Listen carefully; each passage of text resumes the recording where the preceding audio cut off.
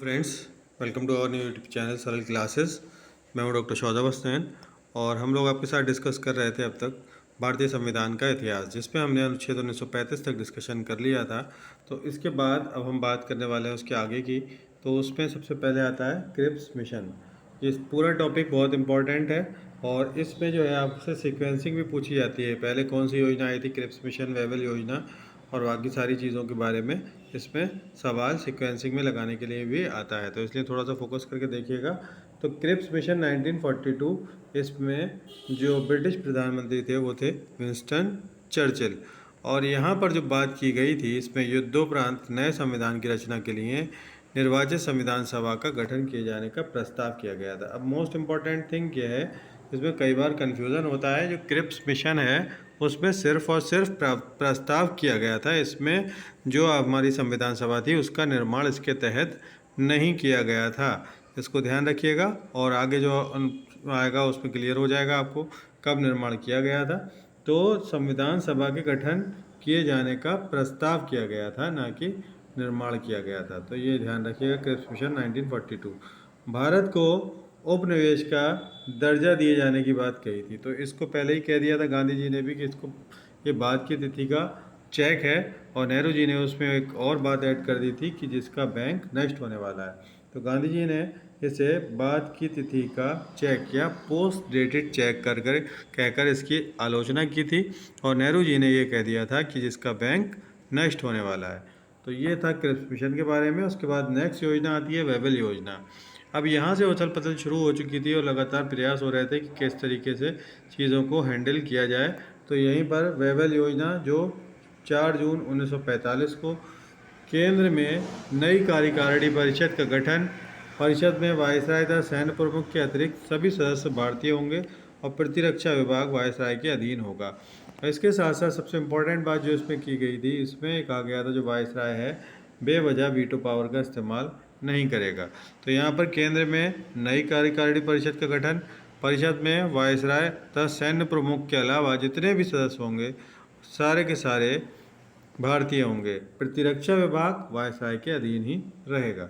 तो कार्यकारिणी में मुस्लिम सदस्यों की संख्या हिंदुओं के बराबर होगी। ये प्रस्ताव ही लगातार लेके 1909 से जो चलना शुरू हुए, हिंदू मुस्लिम वाला मुद्दा इन्होंने छोड़ा नहीं है कहीं पर भी।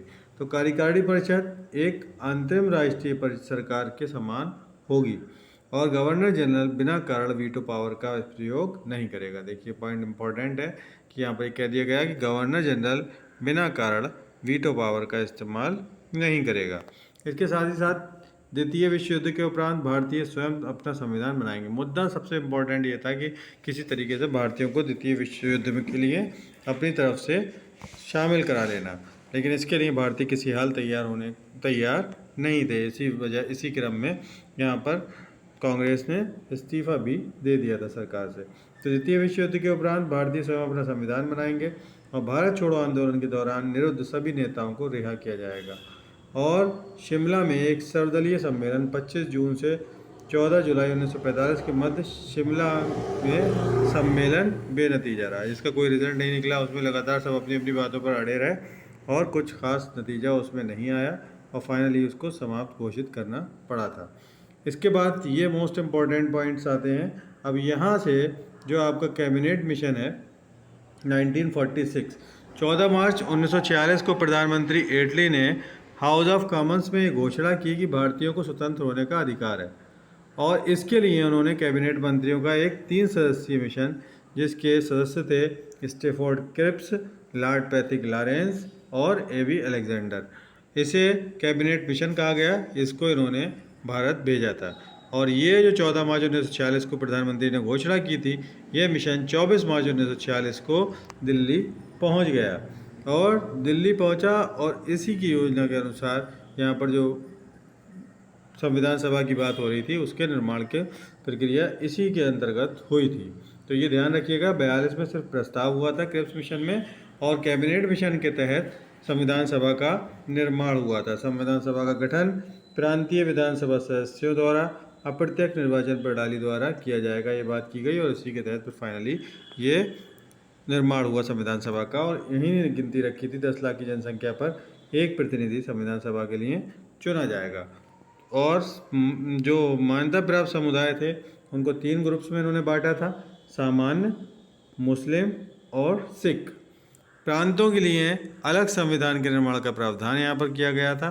संविधान सभा की कुल सदस्य संख्या जो 389 थी, इसमें 292 ब्रिटिश प्रांतों से थे, 93 देशी रियासतों से थे और 4 चीफ कमिश्नरी क्षेत्र से। अब ब्रिटिश प्रांत जो थे 292 + 4 इन्हीं पर चुनाव हुए और इसी में से 296 में से सामान्य 213 चुने गए, मुसलमान 79 और सिख 4 चुने गए थे। अब ये 3-4 पॉइंट बहुत इंपॉर्टेंट है और अक्सर सवाल इसमें पूछे गए हैं। कई जगह पर ये गलत भी लिखा हुआ है, इसको ध्यान से देख लीजिएगा। संविधान सभा में ये पूछा जाता है कि संविधान सभा में महिलाओं की संख्या कितनी थी, तो कई जगह 12 भी लिखे थे, लेकिन जो सही आंसर है वो 15 सॉरी, संविधान सभा में महिला सदस्यों की संख्या 15 थी। अनुसूचित जातियों की संख्या 26 थी। अनुसूचित जनजातियाँ उस समय 33 थी संविधान सभा में और हैदराबाद के प्रतिनिधि संविधान सभा में शामिल नहीं हुए थे क्योंकि वो अपनी अलग रियासत बनाकर रहने के मूड में थे। तो ये सारी चीज़ें यहाँ पर आपको समझ में आई, क्लियर हुआ होगा सारी चीज़ों का। और इसी क्रम में एक अंतरिम सरकार का गठन भी किया गया था और ये अंतरिम सरकार 24 अगस्त 1946 को प्रथम अंतरिम राष्ट्रीय सरकार की घोषणा की गई और इसमें जो चीज़ें बनी, 2 सितंबर 1946 को पंडित जवाहरलाल नेहरू के नेतृत्व में एक अंतरिम सरकार गठित हुई। Viceroy Lord Mountbatten Jawaharlal Nehru उपाध्यक्ष बने और माउंटबेटन अध्यक्ष। इसके साथ कुल सदस्य जो थे 13 सदस्य थे इसमें। 26 अक्टूबर 1946 को मुस्लिम लीग भी इसमें शामिल हो गई और शामिल होने में उनका मकसद यही था कि प्रतिरोध पैदा करना और उसी के बाद फिर उन्होंने धीरे धीरे माहौल बनाकर अपनी अलग संविधान सभा की डिमांड कर ली थी। तो मुस्लिम लीग भी सरकार में शामिल हो गई और परिषद से 3 सदस्य सैयद अली, जहीर, शरद चंद्र बोस और सर शराफत अहमद खां को हटाकर मुस्लिम लीग के 5 सदस्य इसमें शामिल कर लिए गए और 3 को हटाकर 5 शामिल किए गए, तो टोटल संख्या कितनी हो गई? 15। 13 सदस्य थे वो अब 15 हो गई थी। अंतरिम सरकार के संबंध में डॉक्टर अंबेडकर ने कहा था कि ये एक देश की सरकार है जिसे 2 राष्ट्र चला रहे हैं। कौन कौन? इसमें माउंटबेटन इंग्लैंड की तरफ से और जवाहरलाल नेहरू यहाँ पर। तो लॉर्ड माउंटबेटन अध्यक्ष थे, जवाहरलाल नेहरू अध्यक्ष विदेशी मामले और राष्ट्रमंडल के मामले थे इनके पास। वल्लभ भाई पटेल गृह सूचना तथा प्रसारण विभाग इनके पास था। जान मथाई उद्योग तथा आपूर्ति। इसको बहुत ध्यान से देखना है, इसको हल्के मत लीजिएगा, इससे अलग अलग क्वेश्चन पूछे जाते हैं। कौन अंतरिम सरकार में शामिल था, कौन नहीं शामिल था, किसके पास कौन सा विभाग था, ये मोस्ट इंपॉर्टेंट क्वेश्चन हैं आजकल के। तो बलदेव सिंह रक्षा, सी राजगोपालाचारी शिक्षा, CH भाभा कार्य तथा खनन, कार्य खान तथा बंदरगाह, राजेंद्र प्रसाद खाद्य एवं कृषि, आसिफ अली को रेलवे मिला था, जगजीवन राम को श्रम और लियाकत अली खां, ये सारे मुस्लिम लीग के थे 5 लोग। इन्हें वित्त मंत्रालय, IIH चंडीगढ़ वाणिज्य मंत्रालय, अब्दुल रब नश्तर संचार, जोगेंद्र नाथ मंडल विधि, गजानफर अली खां को स्वास्थ्य विभाग दिया गया था। अच्छे खासे मंत्रालय देने के बावजूद भी इन्होंने गतिरोध अपना जारी रखा और फिर अलग संविधान सभा की मांग इन्होंने कर ली थी। इसके बाद पूरी उनकी अलग संविधान सभा का गठन किया गया। और जो स्वतंत्रता के पश्चात सरकार बनी थी, ये इंपॉर्टेंट है, इसको ध्यान रखिएगा। इसका कोरिलेशन बहुत ज़रूरी है, इसलिए हम यहाँ पर इसको डिस्कस कर रहे हैं। बाकी फिर आगे नेक्स्ट वीडियो में डिस्कस करेंगे। ये लास्ट स्लाइड है हमारी। स्वतंत्रता के पश्चात गठित अंतरिम सरकार में कौन कौन था? चक्रवर्ती राजगोपालाचारी, सी राजगोपालाचारी एकमात्र भारतीय अध्यक्ष हो गए और उसके बाद पंडित जवाहरलाल नेहरू उपाध्यक्ष तथा प्रधानमंत्री, विदेश, कॉमनवेल्थ संबंध तथा वैज्ञानिक शोध। सरदार वल्लभ भाई पटेल, इन्हें गृह सूचना एवं प्रसारण मंत्रालय। डॉक्टर भीमराव अम्बेडकर विधि मंत्री। सरदार बलदेव सिंह रक्षा मंत्री। डॉक्टर राजेंद्र प्रसाद खाद्य तथा कृषि मंत्री। मौलाना अबुल कलाम आज़ाद शिक्षा मंत्री। डॉक्टर जान मथाई रेलवे एवं परिवहन मंत्री। बाबू जगजीवन राम श्रम मंत्री। CH भाभा वाणिज्य मंत्री। रफ़ी अहमद किदवई संचार मंत्री। राजकुमारी अमृता कौर स्वास्थ्य मंत्री और RK शनमुगम चेट्टी वित्त मंत्री। डॉक्टर श्यामा प्रसाद मुखर्जी उद्योग तथा आपूर्ति मंत्री। NV गाडगिल कार्य खदान तथा ऊर्जा मंत्री। RK शनमुगम चेट्टी का ये भी पूछा जाता है कि उन्होंने प्रथम बजट पेश किया था, लेकिन वो एक तरीके से आकलन बजट ही था, क्या स्थिति रहने वाली है, भारत के पास क्या पोजीशन है, तो उसका जो बजट है ये इन्हीं ने पेश किया था। तो ये सारी चीज़ें थी अभी संविधान के इतिहास की। और अब हम बात करेंगे जो संविधान सभा के गठन और उसकी डिटेल्स के बारे में, उसकी समितियों के बारे में नेक्स्ट वीडियो में फिर मिलेंगे आपसे और आगे की चीज़ों का डिस्कशन करेंगे। तो कैसा लगा वीडियो कमेंट करके ज़रूर बताइएगा।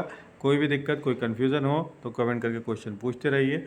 मिलते हैं फिर नेक्स्ट वीडियो में, तब तक के लिए धन्यवाद। Thank you for watching. Thank you.